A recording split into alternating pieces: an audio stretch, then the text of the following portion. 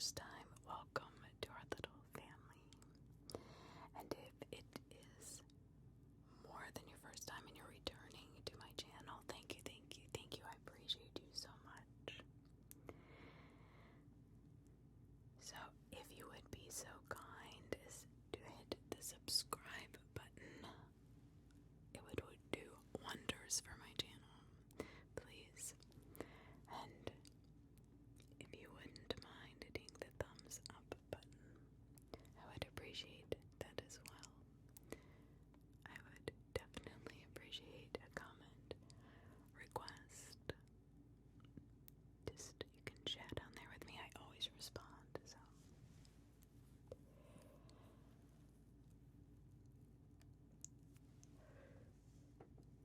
The town, a figure in the fog is the first one we're starting with. A figure in the fog. The town of Arthur's Wake was dying. At least that's what Jamie's dad always said. The man tended to wax physiological when he was drunk, which was often. Jamie would silently sit there at the dinner table and listen to the man ramble on about how things had been different when he was growing up. How back then an honest day's work actually got you something. Jamie's mother would sit quietly at the other end of the table from his father, saying nothing. Gaze firmly fixed on empty space 6 inches in front of her face. At times I wondered what she was looking at.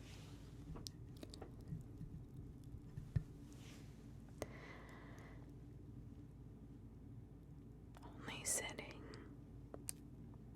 there, not moving almost at all. The only time she would move was when she would stir or refill plates, glasses cleared, the dishes, things like that.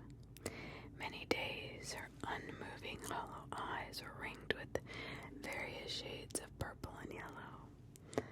On those they weren't. The bruises were simply hiding, concealing themselves in places less visible. Once last year his father had been in a particularly black drunk.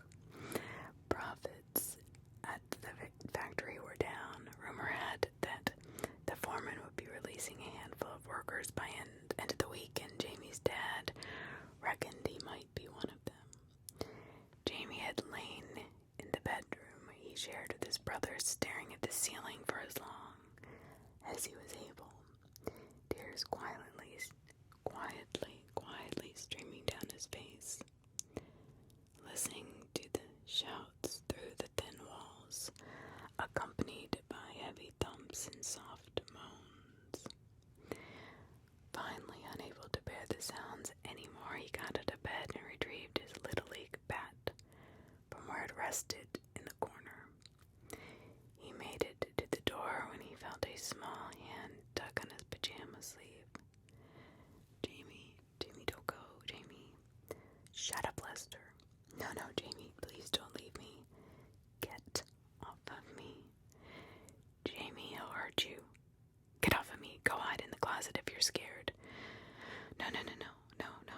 Jamie pulled his sleeve from Lester's grip and gave him a slight shove, enough to knock him back onto the bed. The little boy sat there pitifully sobbing as Jamie slipped through the door. Noiselessly, he crept down the hallway towards the living room, holding the bed cocked the way his coach had taught him. Jamie carefully poked his head around the corner, eyes growing wide at the scene that unfolded before him. His father stood in the middle of the room, a half-empty beer can in one hand, his belt in the other. His mother cowered in the far corner, hands held feebly in front of her.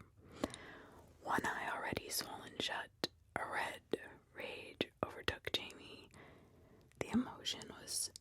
powerful than anything he had felt in his young life.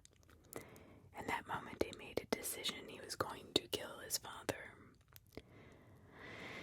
He held his breath, stalking ever closer as the man took a long pull from his drink. Whether he was warned by the slight widening of his wife's good eye or through some devilish intuition, Jamie's father turned just as Jamie raised his weapon.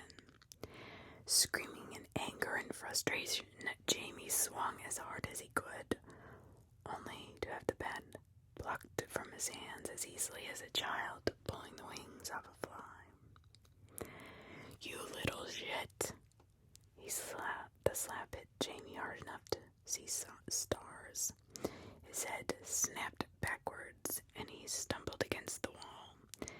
The next blow crushed the air from his chest, and he crumpled to the ground, gasping for breath. "You think you're the man of the house? You're man enough to take a swing at me now, huh?" Jamie tasted blood and heard a dull crack when his father kicked him in the ribs. He curled into a ball as the blows continued to fall against his body. "See how you like a taste of your own medicine, boy?" Jamie raised his hand to defend himself as the bat came down, smashing against his forearm. He screamed as he felt the bone snap. "Don't, huh? We're just getting started." Jamie's eyes widened in terror as his father raised the bat above his head, ready to deliver a crushing blow that would have killed him. Suddenly, his mother was there, pinning Jamie to the ground, shielding him with her own body. "Frank, you fucking animal, he's your son. Get out of the way, whore. The boy's gonna learn. You'll have to kill me first. Go ahead and do it. Then enjoy being locked up for the rest of your miserable life, you piece of shit." "You think I won't?" "I know you won't. You don't have the balls." For a moment, Jamie thought he was gonna do it, the bat wavering ever so slightly as his father's eyes narrowed in drunken rage. Then he lowered the bat and turned his back to the huddled pair. Fucking bitch. He walked across the room to where the television blared loudly and dropped into an easy chair, tossing the bat into the corner. His mother slowly got to her feet. "He needs to go to the hospital, Frank." "Then fucking take him." She helped Jamie up. "Get to the car and lock yourself in, baby. I'll get your brother and meet you there." They drove to the hospital in silence, save for Lester's quiet sniffles from the back seat. Jamie's arm had to be set and put in a cast. The break was clean, so the doctor assured them it should heal without any issues. They also tightly wrapped his chest in medical tape, though fortunately his ribs were just cracked and bruised, not actually broken. Jamie lay lightly dozing in a hospital bed. Lester curled up under his unbroken arm, fast asleep, while his mother spoke softly to a woman in the hallway. They talked for a while, ever so often shooting concerned glances at him through the doorway. Finally, his mother came into the room and sat down next to him gently. "Who is that lady, Mom?" "No one, honey. She's just worried about how you got your injuries and how I got mine." "What did you tell her?" "Son, what I had to." Jamie gritted his teeth in frustration. "Why do you stay with him, Mom? We could leave." His mother smiled sadly. "You'll understand someday. Now you have to promise me something. No matter what happens, never try to do what you did tonight again." "But I mean it, Jamie. I would die if anything happened to you or your brother. I can take care of myself. You just have to trust me, baby, please." Lying there in the dark, feeling the slow rise and fall of his brother's chest, as he softly snored beside him, Jamie lied to his mother for the first and only time in his life. "All right, Mom, I promise. promise. A nurse came in and adjusted a knob on one of the tubes leading into his arm. Jamie felt his eyelids grow heavy and his mother stroked his forehead. That's my brave boy, my brave, beautiful boy. Well, Jamie thought to himself as he drifted to sleep, it might not really be a lie. I said I wouldn't try again. Next time, I just have to succeed. Jamie slowly healed over the next few weeks. His arm itched under the cast, but the worst part was his cracked ribs. They ached constantly and sent sharp pains running through his side whenever he took a deep breath. One night he lay in bed, fitfully trying to get comfortable when the dark shape of his father loomed over him from the door. He was terrified. He remained absolutely still, feigning sleep. To Jamie's surprise, the man sat down next to him, quietly weeping. Oh, my boy, I am so sorry. He sat there for several minutes, Jamie trying desperately not to gasp from the pain radiating from his ribs. What the fuck do you think you're doing? Jamie's mother stood in the doorway. No, you do not get to feel sorry for yourself. You don't get to touch him. Please, Mary, he's my... Don't.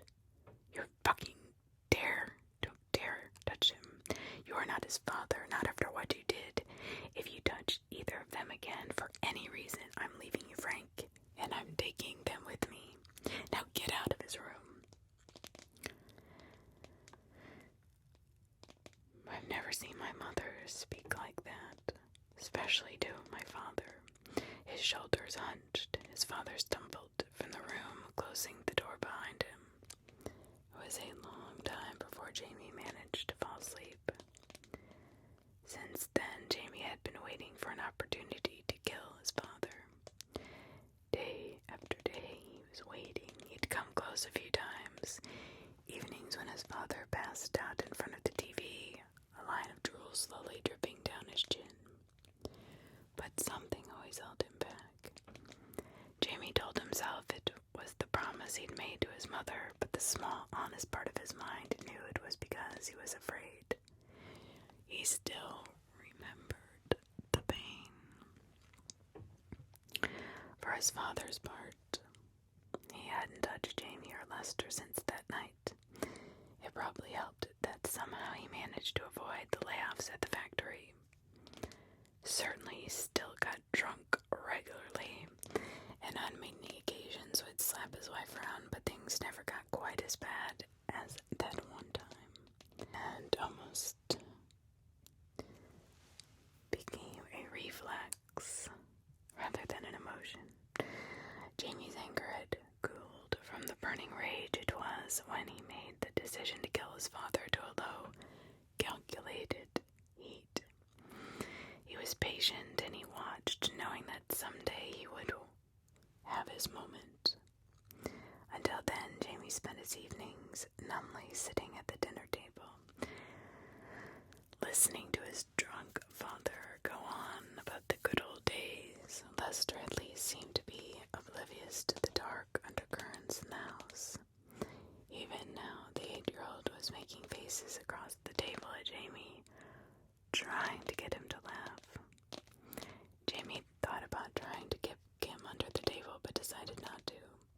He didn't want to draw attention to himself. This town is going to hell, I tell you, his father spoke between bites of roast. Unemployment through the roof, homeless bums passed out on every other street corner. He took a swig of beer. And don't even get me started about all the disappearing kids. That little Fontaine girl's the latest one. Last week, her dad stopped by the factory today, out of his goddamn mind. Jamie felt a hollow pit of beer in his stomach as his mind registered what his father was actually talking about.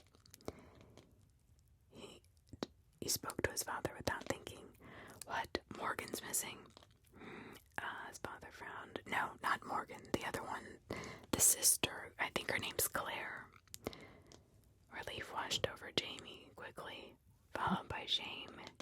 He'd known Morgan Fontaine for years. The first day of second grade, another boy had pulled on her raven black braid, and Jamie had shoved him away. Our little hero.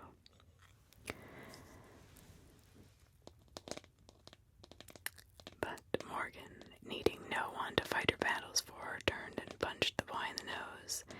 Sitting next to each other in the school office, waiting to see the principal, they quietly joked about the open-mouthed, gaping look the boy had on his face as he sat on the ground trying to contemplate what just happened. They'd been friends ever since, and for the last year or so, Jamie had felt his feelings toward her changing. Something deeper than friendship. Her sister, Claire, was about the same age as Lester. Jamie knew the girl certainly. He often walked the sisters home after school with Lester, dragging his feet behind them. But Jamie was really only there to spend time with Morgan. The emotions he felt about her were well-defined. Not well-defined as yet. But something in his stomach had heaved in the brief moment he thought she was missing. His relief that she wasn't was offset by the knowledge that she would surely be devastated by Claire's disappearance. Neither girl had been in school the last 2 days, and this explained why. "Mom, may I be excused, please?" She hadn't finished her nod before Jamie was halfway out the door. The Fontaine's house was only a few streets down, and he could be there in a minute or two. He'd meant to go see Morgan before now, but the thought of the dark looks her mother always gave him whenever he walked the girls home had warded him from showing up uninvited. "Back before dark, boy," his father yelled at him, "or you'll be the next one on the side of the milk carton." He'd gone 3 blocks when he heard a high-pitched voice calling his name from behind. "Jamie, Jamie, wait for me." He turned and saw Lester running as fast as his little legs would carry him. Jamie stopped and waited for him to catch up. "What do you think you're doing, Sprout? Mom said I could go with you. Claire's my friend, too." "Yeah, well, maybe I don't feel like having you tag along." "Well, Mom said I'd have to stick with you, and that if you didn't want me to come, you'd have to walk me back home." Jamie ground his teeth. "Fine, but you stay right with me and do what I say, got it?" Lester gave a serious nod. "Right, first things first, keep your mouth shut." "But what did I just say?" "Mouth shut or I walk you home. It won't take that long to drop you off." Lester begrudgingly nodded again, his excitement at being allowed to come along somewhat tempered. "Good, let's go." They continued down the street, made the turn onto Blackwood Drive, reaching the Fontaines a few minutes later, walking up the steps with Lester close on his heels. Jamie knocked firmly on the door, half turning backwards towards the road as he waited. Jamie's eyes fell on the dilapidated building a little farther down the street, as they often did when he walked Morgan home. It must have been really something back in the day. What with its massive stone walls and windows and enormous gardens and high iron fence, but the Wicker house had been abandoned from more than 40 years. The walls were dirty and the windows broken, the garden so overgrown it more closely resembled a jungle, and the fence was molded with rust. The wicked spikes jutting on top of the post still looked plenty sharp, though. It gave Jamie an involuntary shiver. Even in the daylight, it was scary. Quick steps approached from inside, and Jamie turned back just as the door swung open. Mrs. Fontaine stood tissue in one hand, her eyes tinged with red. Obviously, she had been crying. "Good evening, Mrs. Fontaine. We heard about Claire. We're hoping we could see Morgan." "We're terribly sorry about what happened," Lester nodded solemnly. For a moment, Jamie was afraid the woman would slam the door in their faces. But she didn't.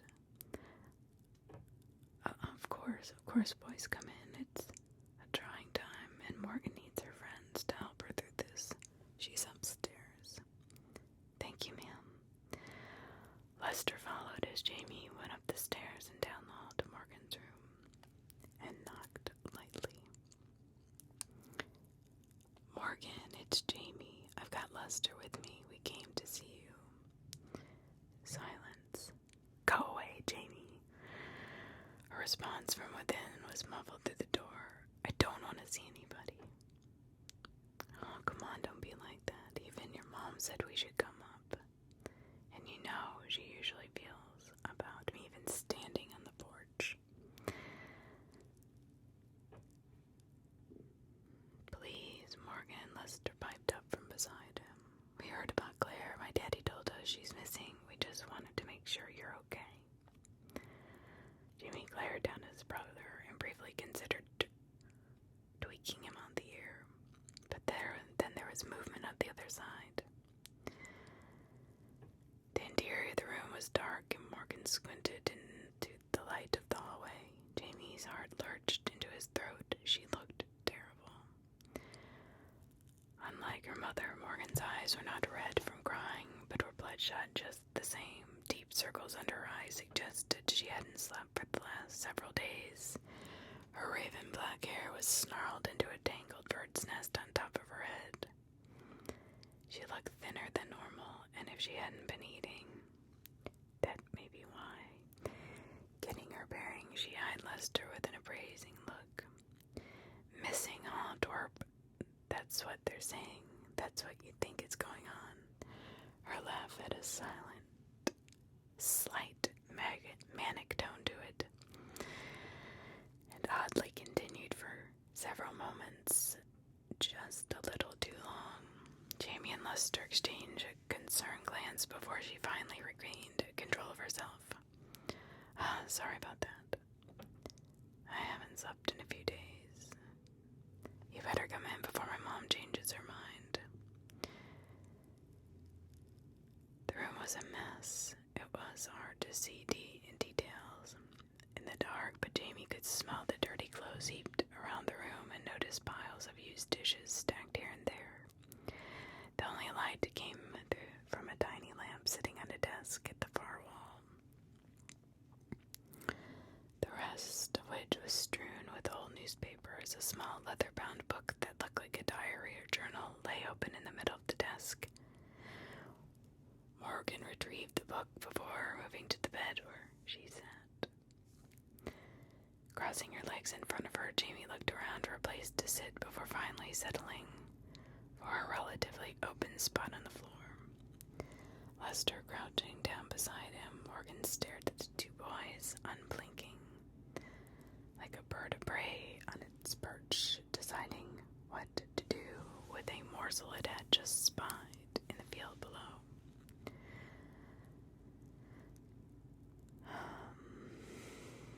"What do you know about Thomas Wicker?" she asked suddenly. "What, you mean the millionaire, the one whose old house is down the block?" "Yeah, that's the one." "What do you know about him?" Jamie was confused by the line of questioning. I don't know. He was a millionaire. I think he had some fields or oil fields or something. He was some kind of an explorer, had all kinds of weird shit, and did some odd stuff in Africa and all over the place. He built that house about 40 years ago, and he had a wife, but she disappeared a few years after that, and that's about all I know. Yes. Her face remained blank, but conveyed an air of expectation. "He killed himself," Lester whispered softly. Jamie glared at Lester. "How do you know that, Squirt?" sister stared at the ground. Timmy Boyle told the story at school, but everybody knows Jamie. Morgan's lips curled into a slight smile. There was no warmth in it. That's right. Everybody knows. And everybody's wrong, she chuckled, slightly patting the book in her lap. This book has the truth, and let me tell you, boys, in this case, the truth is a whole hell of a lot stranger than fiction. Jamie eyed the book skeptically. Oh yeah, what is that thing anyway? Oh, this whole thing. Her tone playful. Why, nothing, yes, less than the journal of Thomas Wicker. It took Jamie half an hour to page through the journal. He didn't read in depth, of course, other than a few passages Morgan had specially marked. Where did you find this thing? Where do you think? In that fucking house, buried under piles of paper in the attic. Morgan, you went in there. You must be crazier than he was. There's no way this stuff in this book is true. Wicker must have been insane. I mean, he was insane. Remember, he killed those people who worked for him, and then he killed himself. The stuff he wrote in here, the rambling of a lunatic. Morgan scowled at him. Yeah, how stupid do you think I am? Seriously? That I'm going to just believe something that's written in an old journal? Jamie frowned. What are you talking about? You mean you've got more? She rolled her eyes, got up from the bed, moving towards the desk. Loads more. The police reports from the night Wicker killed himself, news articles about his so-called wife before she mysteriously vanished, and stories. Tons and tons of stories from people claiming to have seen her after she disappeared. But that's nothing. It's just ghost stories to frighten kids. He stopped as he saw her eyes threaten to overflow with tears. Angrily, she wiped them away. That's what I thought at first, too. But then her voice broke into a sob. Whispering, she spoke almost to herself, her gaze fixed ahead. It was just terror. It was just stupid terror. Jamie felt like he'd been hit in the gut. Morgan, what did you do? She turned to look at him. The tears had come back, and this time they ran down her face. Oh God, Jamie, I think I killed my sister. Jamie felt that the world start to spin. Morgan took a couple moments to compose herself. Then she began. We'd grown up listening to the stories, everyone had. You'd think that maybe living down the street from the house we'd eventually get used to it. But I never did. I could never look at it without getting creeped out. I hate being scared, and finally, a couple weeks ago, I decided to do something about it. The breath hitched in her throat before she went on. I didn't tell you or anyone else at school because I was afraid you'd make fun of me. This just sort of became my pet project. I started at the library, went through all the old records, then to find out everything I could about that house. And there's a lot, more than a lot. Wicker was basically the closest thing this town had to a celebrity back in the day. So the newspapers carried the story for weeks after he died, hid it from every angle. The one thing they had absolutely no information on was his wife. She moved over to the desk and picked up one of the old newspapers. This is the only hard evidence I could find to show that she even for sure existed, was this article. Passing the paper to Jamie. The top article on the page was devoted to the Lady Wicker, recounting stories and speculations that various people around town had made about her, all accompanied by a picture of the second story of the house, in a much better condition than it currently stood. And Jamie could see the fuzzy image of a woman standing in the window, the only detail a surprising sharpness of her eyes. Finally, I got all I could out of the papers for the amount of stories they ran after Wicker's death, they had surprisingly little actual information about him. So that's when I decided last week that we had to find something in the house that we wouldn't. We had to find something.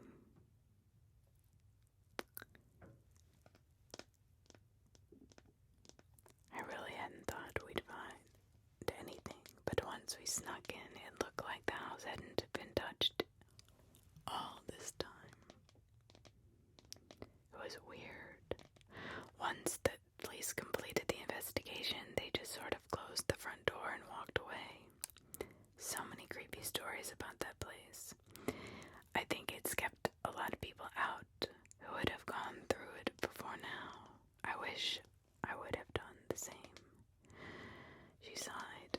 There's still a whole bunch of weird stuff in there. Masks and statues and all sorts of things. The room the picture in the paper shows as Mrs. Wicker has these symbols scrawled all over the walls. Eventually we made our way to the attic. The house is all run down and some of the stairs were pretty rotten, but the ladder leading up the attic was still there. I thought if I saw where he killed himself, that would be enough to cure me of my fear. So we went up and poked around, and that's where I found this. She tapped the journal. It was getting late, so we went back home. That's when I first started going through the book. I thought the same thing you did, that Wicker must have been nuts. But the worst part was that my fear had not gone away. It was actually just the opposite. And it started getting worse. All the stuff in the book made me even more afraid, even though part of me was telling myself it had to be make-believe. The next day I was talking to Claire about it. She laughed at me and said I was scared of a stupid empty house.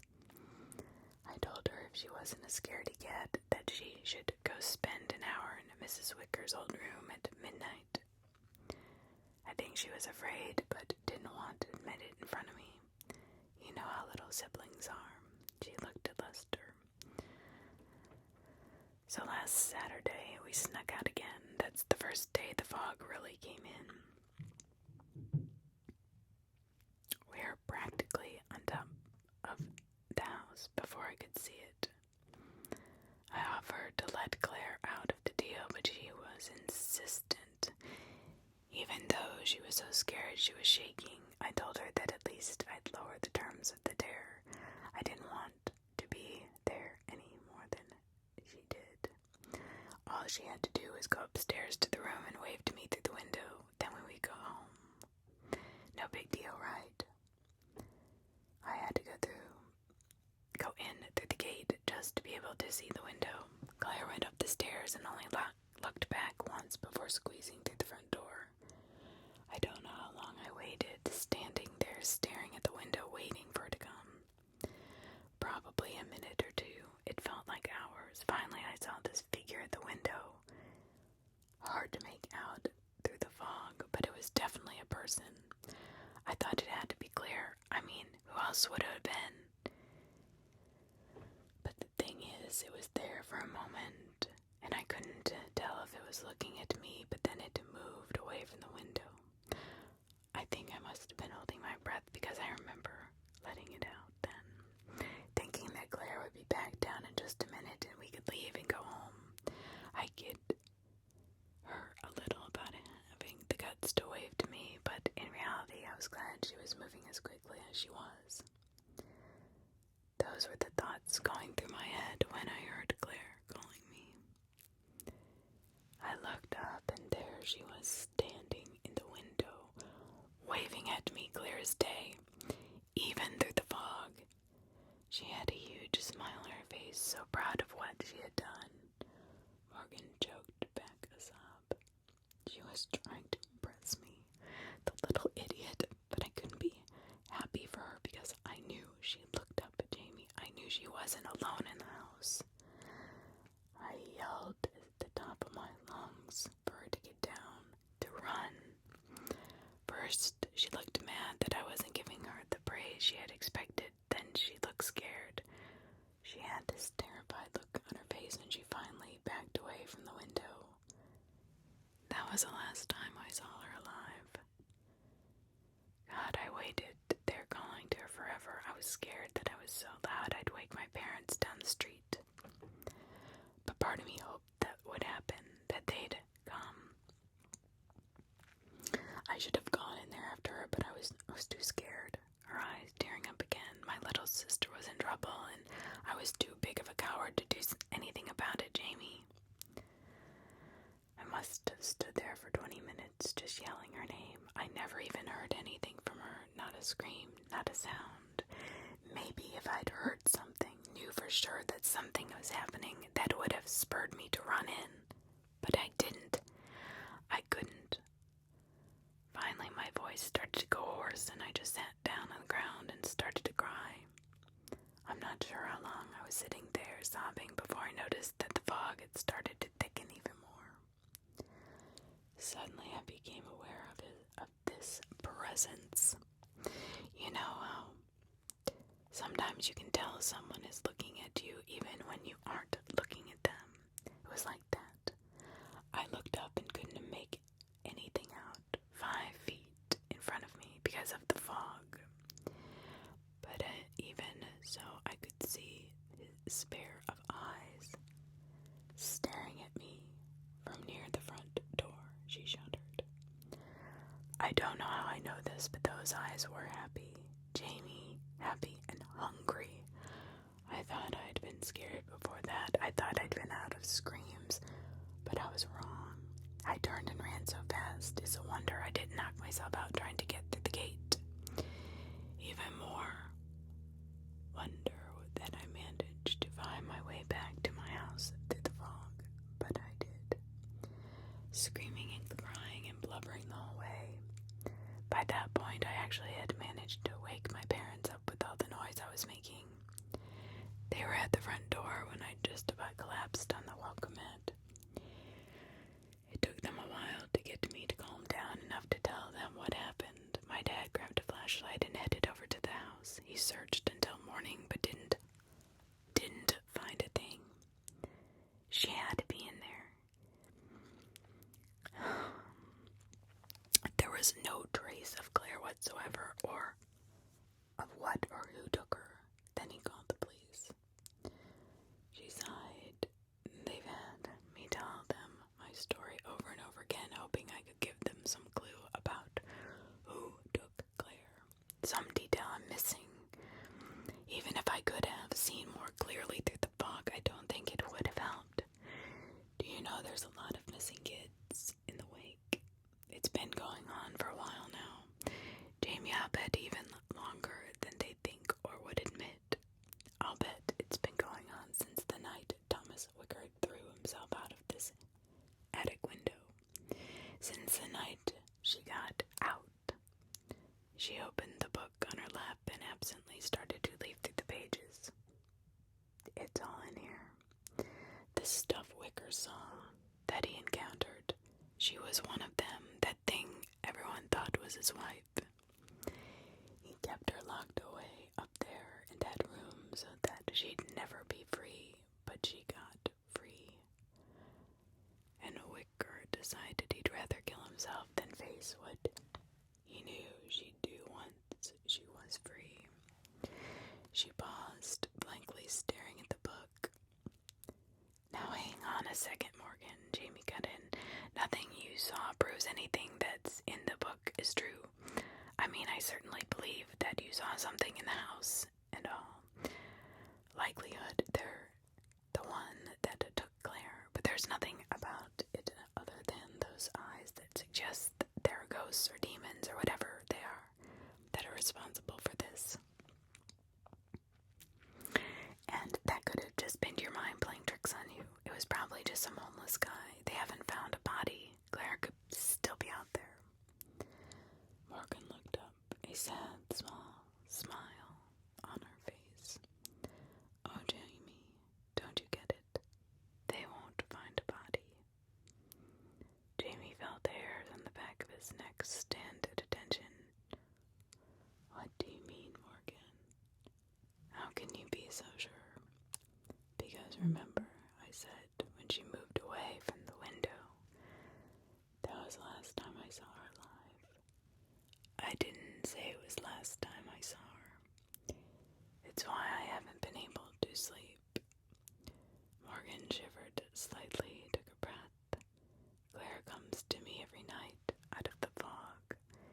She looks at me through my window with her black, empty eyes, her hand lightly tapping on the pane, like she wants to come inside. But somehow I know that's not it at all. It's not what she wants. It's that she wants me to come outside, not for her to come in.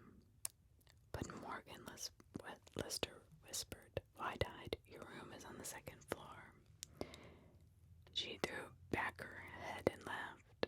I know, wild, isn't it? Her eyes narrowed as she looked at Jamie with an accusing expression. So any more bright ideas or thoughts about how crazy I am? Jamie shook his head. Have you told your parents, the police? Morgan chuckled at that. And exactly what do I tell them? That some demon succumbus stole my sister and turned her into a monster. And she comes to me in the middle of the night, every night, and knocks on my window. Come on, Jamie. You know they'd never believe that, even with the journal to back up my story. You could have them stay with you, show her to them. I already tried. She doesn't come when other people are around, just makes the adults give each other concerned glances when they think I'm not looking. No, I'm gonna have to do this myself. Jamie's voice was almost a whisper. Do what exactly? Morgan's mouth drew in a tight, hard smile. I put the bitch back in her cage, of course. Jamie only hesitated a moment before he nodded. Okay, what can I do to help? Jamie silently made his way down the empty streets towards Morgan's house.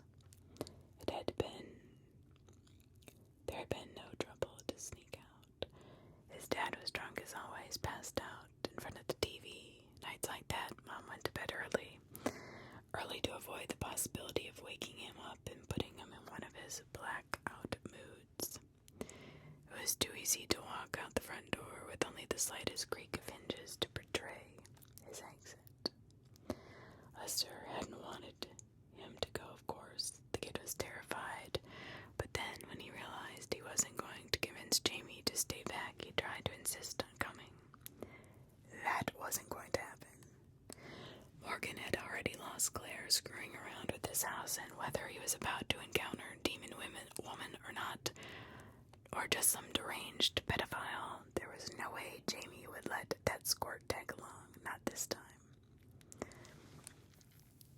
Morgan had laid out the bones of the plan earlier that day.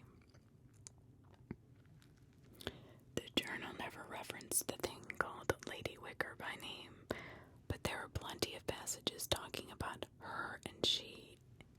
Morgan had always found a detailed drawing that resembled the symbols on the walls of what had been Lady Wicker's prison. Some of the symbols were marred, Jamie, she said, opening a book to the page in question. Strange letters that looked nothing so much as random scratches and scribbles covered the page. I'm sure that's what let her get out of there. It can't be she's completely free, though, or she wouldn't still be hanging around the wake. Or that's my guess. I feel that whatever did it just caused the cage door to open wide enough so she could stick her head out and snap at anything that gets too close. If we can fix the symbols, I think it will close the door again. It seemed like a good plan as far as Jamie could tell, except he would have preferred they go during the daylight. You think I don't want to? Morgan looked at him incredulously. Christ, Jamie, going back into that fucking house is the absolute last thing I want to do, especially at night. But there's no way my parents will let me go over there. Nope, no way. Especially everything that happened. They keep a close enough eye on me during the day, but there's no way that I'd be able to sneak out. We have to go at night. so he reluctantly agreed. Jamie arrived at Morgan's house and crouched down on her porch. The fog was already starting to heavily roll in, but he could still make out the ominous outline of the Wicker house, farther down the street. A slight noise made him turn as Morgan slipped out the front door to join him. Good, you're here. I didn't want to have to wait for you out here alone. No telling if my sister will decide to show up. I really don't want to find out what happens if she does. Did you bring the paint and brushes? Jamie patted the backpack slung over his shoulder. Yeah, you have the journal. Morgan held it up with a battery-powered flashlight to help us see so we can draw the symbols. Let's go. I don't want this to take all night, and I want to get it over with. In silence, the pair stepped into the fog. The heavy iron gate screamed loudly as Morgan pushed it open far enough for them to squeeze through. Looking up, Jamie realized he was the closest he'd ever been to the Wicker house. The structure squatted like an insect. The gaze of his painless windows radiated malevolence as tendrils of fog curled and wrapped around its eaves. Its empty gaze seemed to follow them as they make their way up the overgrown path and slipped through the front door. Once inside, Morgan stitched on the flashlight. The white beam slicing through the otherwise pitch black darkness. She played the light around a bit to orient herself in the gloom, and Jamie could see that what she'd said about the house was absolutely true. The place looked as if it hadn't been touched in 40 years. It had stood empty. Finding the staircase with the light, Morgan slowly moved up to the second floor. Jamie following closely on her heels, carefully avoiding the rotten steps. The top of the stairwell opened to a long hallway. The door at the far end cracked slightly open. Morgan fixed her light on the opening. That's the one, she whispered in Jamie's ear. Come on, he shivered, but didn't know if it was from fear or from her closeness, the tingle of her breath on his skin. Silently, they crept down the hall and soon found themselves in the room. Morgan passed the beam along the walls and Jamie's mouth dropped open. The symbols were something to be seen in the journal, certainly, but they were a completely different matter in real life. The number of them was astounding, and it was obvious that they'd been painted on the walls with meaning and purpose. Far from the jumble of scribbles he thought when he first saw them in the book, it seemed as if they glowed with a faint luminescence, and not for the first time Jamie wondered if conducting the repairs would be as easy as Morgan had made it out to be. Finally, Morgan rested the light on the far wall, and Jamie could see exactly what she had meant. Several of the symbols were noticeably smudged, though it was impossible to tell what might have caused the damage. Jamie dropped his backpack to the floor and hurriedly removed the 2 brushes and a small can of paint he had stuffed inside. Here, hold this so I can see. Morgan handed in the flashlight as she opened the journal to the page she had marked. Picking up the paint and brushes, she moved over to the damage section. Okay, shine it over here. He complied, and with a look of intense concentration, Megan began to carefully paint. She had been at work for several minutes and was making good headway when the fog began noticeably seeping through the broken window. A feeling that he was being watched began to grow strong within him.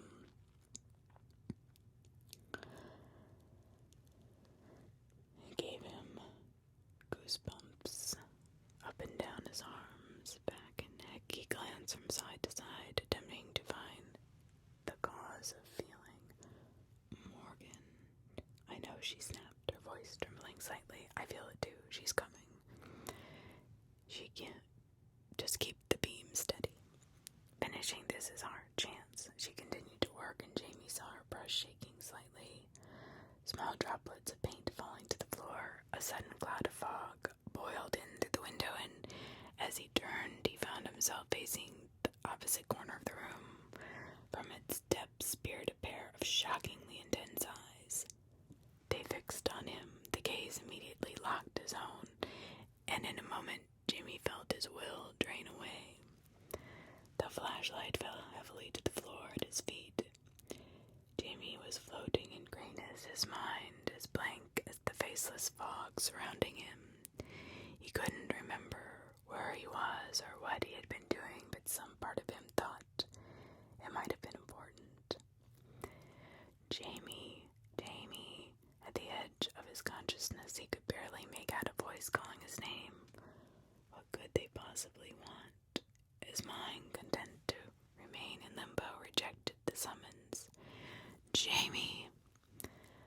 This time his name was accompanied by sharp pain jolting him out of the hazy dreams he had been wallowing in. In an instant he was back to himself. Lester stood in front of him, tears streaming from his eyes, a line of snot running down his nose as he sobbed. His hand held back for another slap. Jamie caught the boy's hand as it flew forward. Whoa, easy bud, I'm here. His gaze fell on Morgan. The flashlight had fallen so that the beam bled over to where she was lying on the ground. Twitching violently, her eyes rolled back in her head as only the whites were visible. He grabbed the light and rushed to her side. Morgan, come on, wake up. Jamie, Lester was tugging on his shoulder. Damn it, Lester, what? His eyes moved up and a voice failed him. The fog continued to fill the room, but even through the thick screen of white, he could see the ring of children around them. They stood shoulder to shoulder, their expressions blank, their eyes black, twisting with Lester clutching his arm. He shone the beam around the room to see they were completely surrounded. When the light reached the front of the room, it fell upon a figure lost in the fog, save for the intense pair of eyes that had almost completely bewitched him before.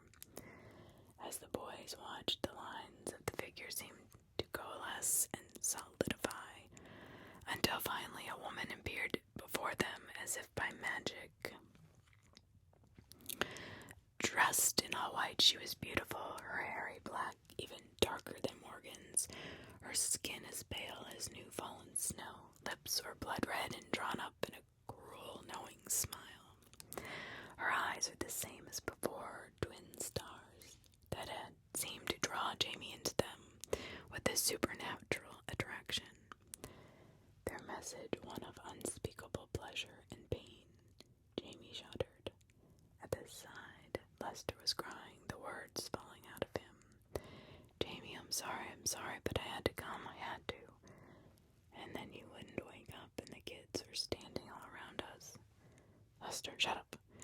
Jamie snapped. Remember what I said earlier. If you tag along, you'd have to keep your mouth shut. The boy quieted as Jamie slowly eased his left arm holding the flashlight under Morgan's back. The girl had stopped convulsing, but her eyes were closed and her breath was quick and shallow. Now Jamie reached for his back and slipped his other hand inside. When I tell you to run, I want you to run down the stairs, out the door, and back home as fast as you can. You got it? He gripped the small bottle concealed inside the back. Ready? Run.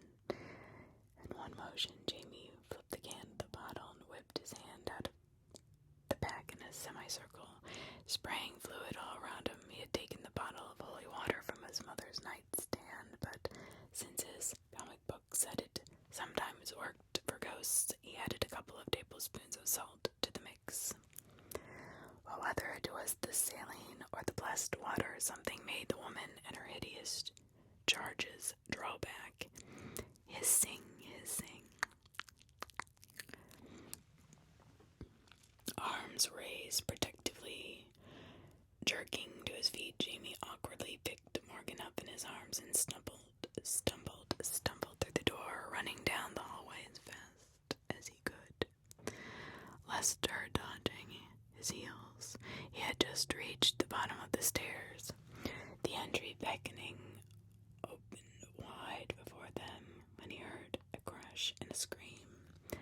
Turning back, he shone the flashlight on his brother in his hurry. Lester had stepped on one of the rotten stairs, his foot pinching straight through the worn, eaten wood.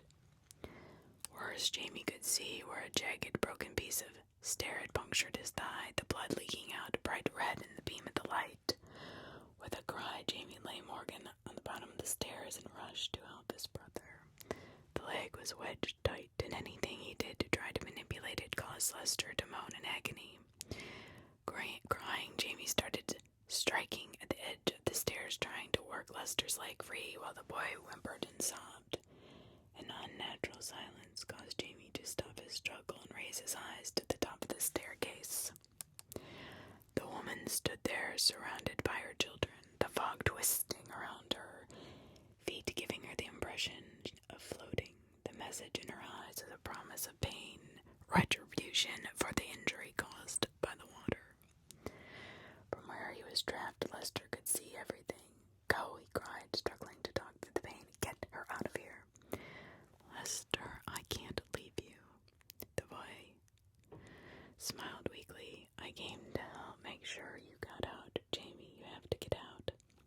Damn it, tears were running down Jamie's face. "I'm coming back, you hear me? I'm getting her out, then I'm coming back." He stumbled back to Morgan. "We're all getting out," gripping her under her arms. Jamie started dragging her backwards out to the front door. As he passed through the entryway, he glanced up and saw the woman had begun to descend the stairs towards his little brother, flanked by her hideous children. Jamie redoubled his efforts, practically falling down the steps through the billowing fog. In only a few moments he was through the gate, intending to leave her there, when Morgan's eyes snapped open and she pulled herself from his grasp with a shout. "Jesus, Jamie, we have to get out of here. I was wrong. I was so wrong, God. She was in my mind. She wants to use me." She clutched Jamie's sleeve. "We need to get her as far away from we can." Jamie shook his head. "I can't leave. Lester's in there. He's the only reason we got this far. I have to go back for him." Tears began to roll down Morgan's cheek. "Jamie, you don't understand. I can't go back in there. If she uses me the way she wants, it'll mean terrible, terrible things for all of us, for the world." Jamie smiled sadly. "I know, and I'm not asking you to, but he's my brother." He stooped down and kissed her lightly on the forehead. "I love you, Morgan. I just wanted to make sure you knew that." No, Jamie. Jamie, don't go, please." He stood, and Morgan tried to clutch his arm, but he gently pulled away. "I'm sorry," he said. "Goodbye." With that, he turned and walked away, his shape gradually dimming in the white cloud until he was gone. Morgan collapsed on the sidewalk, her sobs the only sound breaking the silence. The Wicker house watched, content in her misery, until it was swallowed by the fog.